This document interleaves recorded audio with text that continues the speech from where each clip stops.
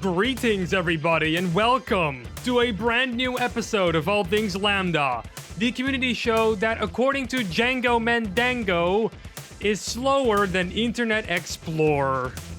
Well, I guess that's what happens when you have a weekly show instead of daily.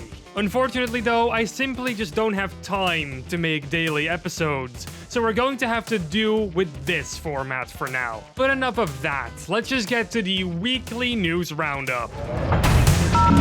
LambdaGeneration. Times have most certainly changed, especially when it comes to how Valve operates in the public. They have been rather unusually talkative lately. I'm almost starting to worry, kind of. But actually, this is good. Valve is being transparent, and that's what we need. Yesterday, they made a huge step towards being more transparent because they did a Reddit Ask Me Anything on the r/Half-Life subreddit. And holy shit, did a lot of questions get answered. Let's go over a few, shall we? Sterling FM asked a few questions in one post, like how barnacles are going to be a threat in VR. Valve responded with the following. Yes, barnacles are a threat in VR, you'll deal with them in familiar ways, but the opportunities afforded by VR also give you new methods to use against them. Ormagoysha asked the team if the rumors about Mark Laidlaw and them falling out with each other were true, and if Laidlaw had any further involvement in Half-Life Alyx. Valve said this. We've never been able to figure out where the rumors of us falling out with Mark came from, because there's no truth to it. He's been super generous with his time, answering many questions from the writing team as they hammered away on the story. Hammered. Another question that was asked is this one by Worlds with Pyramids. They asked if Half-Life Alyx tonally changed from other Half-Life games and if a speaking player character changed some things as well. Eric Wolpaw had the following to say. I don't think it changed dramatically. Honestly though, I think the Half-Life games are closer in tone to the Portal games than that they are to, say, The Last of Us. I spent a part of every day for 13 years talking to Laidlaw about writing. Having the viewpoint character speak is mostly liberating. It makes writing scenes easier when you don't have to write around the fact that the main character is mute.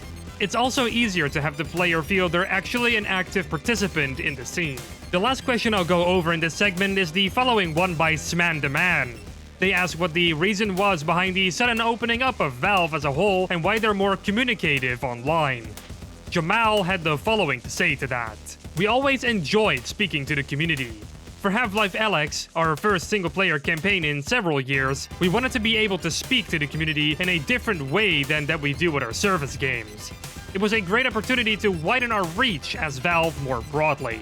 There are many more questions on this Reddit thread that people have asked, such as, has designing for VR necessitated a change in your approach to level design? Did you find it suited more linear or less linear type maps? Did it affect verticality in level design? And the website states that Hammer will be updated with VR tools and components. What other features will be added to improve Hammer? These are all very interesting questions, and the answers are even more interesting. I highly recommend you go ahead and check out this Reddit thread if you want to keep up with Half-Life Alyx news. It's, like always, linked in the description below. Enjoy! Hey, you know what'll keep you busy until Half-Life Alyx comes out in March? Well, playing the entire Half-Life franchise, of course. And if you don't have all the games yet, don't fret, because Valve has decided to make every single Half-Life game free to play on Steam right now. You heard it right. You can play all the Half-Life games free of charge until Half-Life Alyx is released. So if you don't have the games yet and you did want to play them but you didn't have the money for the games, now you don't need that pesky money anymore. Just download and play. A link to the entire franchise is in the description below. Go and play. It is time for Sven Co-op. It's high time. It's time for an update. Yes, Sven Co-op has just received a new update, bringing a list of changes and fixes to the game that it needed since its last release. Some notable changes to the game is that it now uses the right DPI scaling per monitor for Windows 10 users, making the game look less blurry. Half-Life actually has this problem still, and it looks kinda odd. Another notable change is that Sven Co-op can now carry 256 weapons at the same time. Now, I couldn't find exactly what the previous weapon limit was, but what I do know is that it was an engine limitation that has now been increased for more weapons than that Gordon should be able to realistically carry.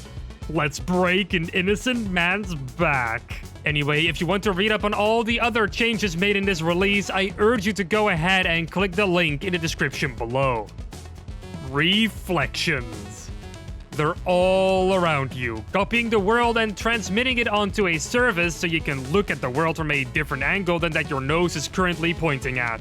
Did you ever had a mirror in your bathroom exactly across the toilet seat and have it be low enough so that you could see yourself taking a massive dump?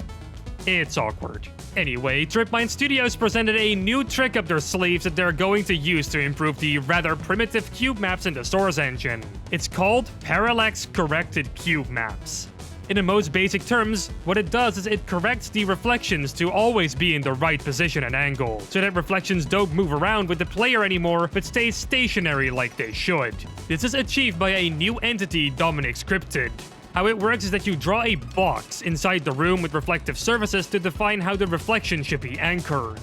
The result is a fairly accurate cube map that doesn't shift around and looks generally really pretty.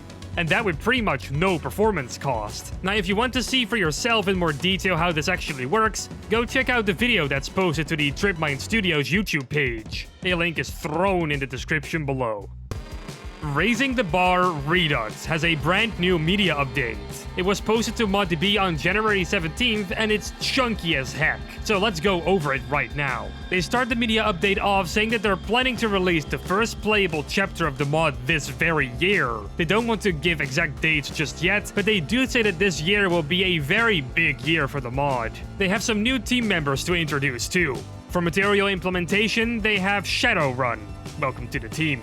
For structural concept art, they have Alessandro. And for level design, they now got Rocky on the job. Congrats to all of you for landing this spot on the team. After the team announcement, they showed off the finished revolver model that Shadowrun has created for them. It looks great, and he's now working on reworking the materials for the other weapons in RTBR as well. Next up, they show some pictures of the arcade level. They didn't show a whole lot, but what they did show looks really good and already polished to heck. I especially like the lighting in this image with the red lights on those machines over there. I'm a big lighting nut. After those screenshots comes the console model that they have worked on. The suit that the console is wearing here is fleshed out and looks really pretty. The in-game render also looks quite good, and we even get a look at the console's face, which just kinda looks like Dr. Breen, who finally went bald. We also have a poster to accommodate the console. It's pretty much the poster from Half-Life 2, but then with the updated console model rendered inside of it. Looks pretty neat. Next up, we got some screenshots from the Construction 1 and 2 maps. These are dark maps where lighting is oh so important, and it looks great. I love the detailing work, and the skybox texture works really well with this lighting. Good job. There's also a new screenshot for the industrial sector with a story behind it.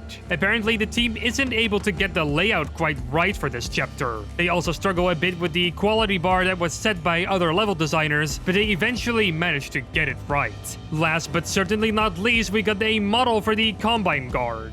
This buff boy will certainly haunt Gordon in his missions. His model looks great and nicely detailed. It's always a shame, though, to see a model be downgraded when it gets into the Source engine. The materials and lighting just don't look the same, and it's kinda sad. But oh well. What can you do about it? Before I end this segment, they're still looking for some people. This time they're looking for a level designer with a lot of entity and choreography knowledge. So if you think that's you, then go give Kralik a message on Discord.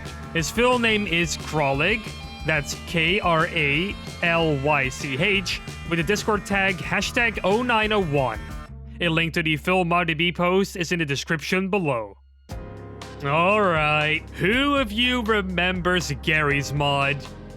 Well, everyone, I assume. They recently released a brand new update that fixed a whole heap of features and added some cool stuff as well. Well, what did they add, Mitch, you may ask me? Well, dear viewer, let me tell you. The Steam Workshop has changed. Now add-ons will no longer have a size limit, eliminating the need for mappers to upload their maps' custom content separately. The add-ons uploaded or updated from now on will show the actual uncompressed size of the add-on instead of the compressed one. New add-ons will also take up less space on your hard drive. Interesting. Oh, and players will now be able to update the dupes, saves, and demos they uploaded to the workshop from within the game. Neat. They also added a new browser engine to the game today, which is based on the Chromium architecture. So now if you browse a webpage from within the game, you'll be able to do it much more smoothly. Now if you want to read more about this update, I left a link to the official Steam post in the description below. Oh my Gaben. That was a lot of news content for this week. I am a broken man. You know what's not broken though? Our social media pages. Of course they're not broken. They're all linked down below in the description, as well as our Discord server, which you should totally join if you want to talk more about Half-Life Alyx. Which I assume you want to. Oh, what's that? You like me?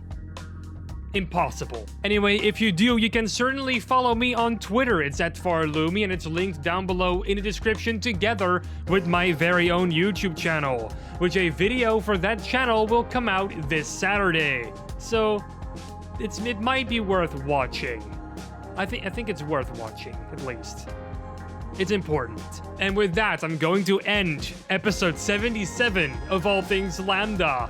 Don't be sad though, because we'll be back with a new episode next week. But in the meantime, don't forget to subscribe and to ring that bell icon to never miss another episode. Salutations, and take care, okay?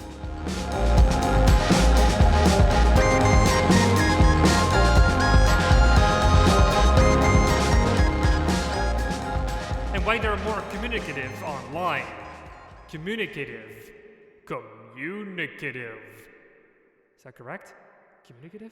Bloopers.